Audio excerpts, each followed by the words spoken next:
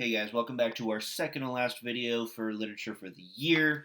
Hopefully you guys are doing pretty well and don't mind having a couple more days of online lessons.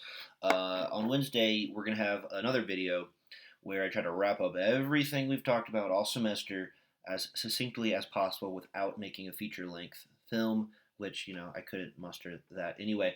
But let's also do a Zoom meeting on top of that. I suppose this kind of inherently has to be optional. The way the other two have gone, only half of the kids show up, and we talked about it on Friday. And if you missed those two, maybe try to make this one. I really would like to have a chance just to kind of like address everything. You can watch the video on that day before or after the meeting, but I might go over some of the notes that will show up in that video via screen share, and we can just have a little bit of discussion about how we feel about the play and any other like loose ends that come up. I do want to talk a little bit more about the end of Aeneid, since we kind of like purposely left off on that abruptly. But anyway, the full study guide with answers included will be available on Wednesday in Google Doc and PDF form. You guys know the drill with those. That is not really supposed to be the hard part of the final. You will know. Let's see, what is that, like 80%, 85% of what the questions will be going in, and then I'll sprinkle in up to like 5 that you have not seen, but they will be kind of like plot-based things, most likely about Julius Caesar, maybe a little bit of the end of Aeneid as well. And then there's going to be some discussion, and you guys do pretty well with that. And then, yeah, I also want you to read Act 5 by Wednesday. And today we're obviously talking about Act 4, as well as Act 3. Thank you to my readers on Friday. I'm realizing that the scene that we read was probably the scene that is the hardest to read when it's not in person. We probably should have read the end of the act where they're giving speeches, but you live and you learn. And it seemed like it was important to do the Ides of March scene, but I'm realizing that there might be something going on with Shakespeare almost purposely writing a scene that feels a bit anticlimactic. Going through Act 4, I'm realizing Act 4 has more excitement to me than Act 3, and I wonder if Shakespeare is making some kind of commentary regarding an audience's like kind of appetite for violence, and maybe critiquing that by giving us a scene that doesn't actually have all that much excitement, right? There was kind of like logistical stuff going on, like, oh, like someone trying to slow down Caesar, and we have to get Caesar, to the temple on time, and this guy's like bothering him, and there's this and there's that, and this would maybe be appropriate because in Greek tragedy, of course, we would never show something that violent on stage. So maybe Shakespeare was self-conscious about showing it at all. But anyway, that's just Mr. Catalanello. I'm not sure if that's a widely accepted theory, but it seems like there could be some weight to that. Getting into the end of Act 3, Scene 2, we have some really notable speeches. I actually like these a lot. I think they're actually pretty like clearly spoken, and pretty easy to follow. So let's see, read a little bit of this. Be patient till the last, Romans, countrymen, and lovers, hear me for my cause, and be silent that you may hear. Believe me for mine honor, and have respect to mine honor, that you may believe. Censor me in your wisdom, and awake your senses, skipping ahead to the middle. Not that I love Caesar less, but that I loved Rome more. I did this for Rome. Had you rather Caesar were living and die all slaves? Then that Caesar were dead to live all free men? As Caesar loved me, I weep for him. As he was fortunate, I rejoice at it. As he was valiant, I honor him, but as he was ambitious, I slew him. There is tears for his joy, love, joy for his fortune, honor for his valor, and death for his ambition. So we see what Brutus is doing here. He's saying this was for Rome. I had to do what is right for the greater good, and the main reason for my action is Caesar's ambition, right? Everything about people presuming that Caesar was seeking kingship, with the weird scene at the Lupercalia festival, and Mark Antony is offering the crown over and over again and Caesar saying no, no, no, until he has a seizure. Weirdly, it's not actually that funny, I guess, but it's an odd scene, and yet. It relates to the fact that Brutus is saying the ambition that Caesar may or may not have been feigning to not have is the reason that he deserved to be punished. And then Rome, they have, Shakespeare has all these people saying like, yeah, Brutus, you're great, this is awesome, and he's well received by the rabble, as I was put it, and it is harshly contrasted to what happens, minutes later, and there is some accuracy to this that, a lot of this actually did happen on the day of all of this, the actual Ides of March themselves, that the speechifying was going on. And this speech is probably the most famous dialogue or a bit of script from the whole play. So again, I'm going to read just a little bit of this, and I don't have much more to read. There's more interesting notes after that. But friends, Romans, countrymen, lend me your ears. I believe this is where we get the phrase "lend me your ears." That's like when that came about. I come to bury Caesar, not to praise him. The evil that men do lives after them. Skipping ahead, but Brutus says he was ambitious, and this is where we get into this. We kind of see what Antony is doing here. Keep in mind that the last scene that you guys read on Friday, it included Antony coming up to the conspirators, shaking all of their hands, and being like very diplomatic. For someone who is Julius Caesar's right-hand man, for all intents and purposes, it was wildly restrained the way he approached the assassins. And then there's something very coy and so quickly strategic about what Antony is doing here. It almost seems like he knows exactly how to respond to this, and it seems to undercut what Brutus said about how he would not be threatening once Julius Caesar was taken care of. And so continue in the middle here. So come, I speak to Caesar's funeral. He was a friend, faithful and just to me. But Brutus says he was ambitious, and Brutus is an honorable man. He hath brought many captives home to Rome, whose ransoms did the general coffers fill, like the banks fill. Did this in Caesar seem ambitious? When the poor have cried, Caesar hath wept. Ambition should be made of sterner stuff. Yet Brutus says he was ambitious. And Brutus is an honorable man. You all did see that on Lupercal thrice presented him a kingly crown, which he did thrice refuse. Was this ambition? Yet Brutus says he was ambitious. And he kind of continues on and on with that. And it becomes very, very clear in a somewhat restrained way that Antony is very much dragging Brutus here. He's fully calling out Brutus in response to what Brutus said. And just like with Brutus's speech, the public responds very positively. And so it's revealing the powerful rhetoric sway over public opinion. Remember, rhetoric is really just artful use of words to make convincing arguments. And it was something any good Roman would have picked up from, a good Greek tutor who kind of brought it over from Greece, which, as far as the Mediterranean was concerned, rhetoric was something the Greeks kind of like started and ended with Greek rhetoricians. Okay, and then we have Act 3, Scene 2. We have there's a little more. There's something that goes on with Antony hears from a servant of Octavian's, which is notable. We'll get to that in a second. But there's this really weird scene here that it's like cool that Shakespeare picked this up.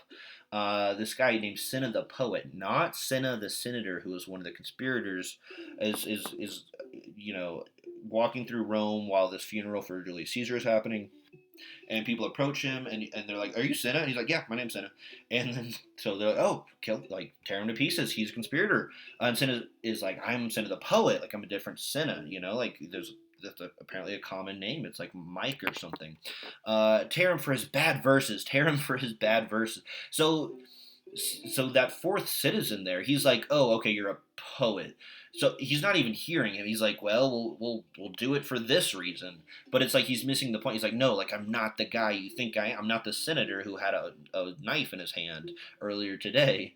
And this is historical. There's an actual poet named Cinna Helvius. That's the note at the bottom right there. We don't know a ton about him, but as far as we can tell, he may have been a pretty major poet. And this is such a weird thing that happens sometimes, where at this time, Cinna might have been one of the most celebrated poets in Rome. This is a couple decades before, at least a decade before Virgil will start to be acclaimed. And he's a little older than Catullus, if you remember Catullus, especially people in my Latin class. Uh, and we don't have anything from him. We know he wrote this work called the Smyrna, which was an epic that was based on a weird Greek myth. People have theorized and wondered if Julius Caesar wanted him to be his like go-to court uh, poet in the way uh, Virgil was a poet for Augustus. So he could have been like super important, and he dies here super randomly because the Roman mob is prone to violence. And this shows up in multiple historians' account. There is some evidence that maybe this was like a meme and this didn't actually happen, but as far as we know, historians seem to accept that this really did happen on the Ides of March. And again, this is kind of me digging a little deep, hopefully not grasping too much for straws, but I wonder if there's a parallel here to a crowd mistaking a man. You know, they're literally mistaking this guy for someone else, and so that they deem that reason enough to take him down. But does that echo in any way, in miniature, what happened with Julius Caesar? Is Shakespeare kind of wanting us to think about the fact that maybe the conspirators themselves were kind of like figuratively mistaking Julius Caesar. They saw evil in him. They saw quote unquote ambition and too much ambition, and so they took action. But were they mistaken? Right? Maybe. I don't know. It's an idea. It's a thought. We jump ahead a little bit um, to Octavius. Okay, soon to be Augustus, right? This is Octavius before he's Augustus. He's a young man right now. He is going to very quickly go from being Julius Caesar's great nephew to being his godson once the will that Mark Antony is the executor of reveals that Julius Caesar chose Octavius to be his heir. This was not a given. We didn't know this, and if this didn't happen, we probably wouldn't be talking about Octavius 2,000 years later. He was an ambitious guy, whether or not he was ended up in the will or not. But the fact that he ended up in Julius Caesar's will kind of like made him what he will become. But we see these two already plotting with this guy Lepidus, who I'll speak on, and there's this so much weird stuff is happening in this little conversation. So Anthony, these many then shall die. Their names are pricked, and they're talking about people like their opponents. They're picking the people who need to be taken out, who will oppose them, and that isn't necessarily including the conspirators. Octavius says, "Your brother too must die. Consent you, Lepidus?" So apparently Lepidus's brother. I'll talk on Lepidus a little bit, but he's going to be one of the allies of Octavian and Anthony. He's going to join their little group called the Triumvirate. And then, so in a way, he's like, Octavius is like, so you're really okay with that, since like your brother is technically an enemy to us. And Lepidus says, I do consent. Octavius, prick him down, Anthony. Lepidus, upon condition, Publius shall not live. Who is your sister's son? Mark Antony. Anthony says he shall not live. So Anthony's like, yep, like I'm okay with my own family members too. So this reminds me of the conspirators kind of like agreeing to go in on their plan, despite how it could, the blowback that it would potentially cause. So we see these the mirror reflections of the two sides happening here. And yeah, so this is the second triumvirate. This is historical. Octavian teamed up with Anthony and this other guy, Lepidus. Now, Lepidus is kind of the Crassus of this triumvirate, okay? Julius Caesar had his own little gang. It involved Pompey, and then Crassus was kind of just the rich guy who was not nearly as successful of a governor and was kind of the guy who was like bankrolling them. But if you know the history, if you kept up with it, you know that Caesar and Pompey come to blows. All right, so just the fact that they were teamed up in the years before Caesar went to France did not mean that eventually they would be, bitter enemies, and that is going to be a like very real historical foreshadowing for what happened to Octavian and Anthony because they work together right now, but they definitely come to blows too. And I think you guys know who comes out on top. Remember, Octavian does become Augustus. Okay.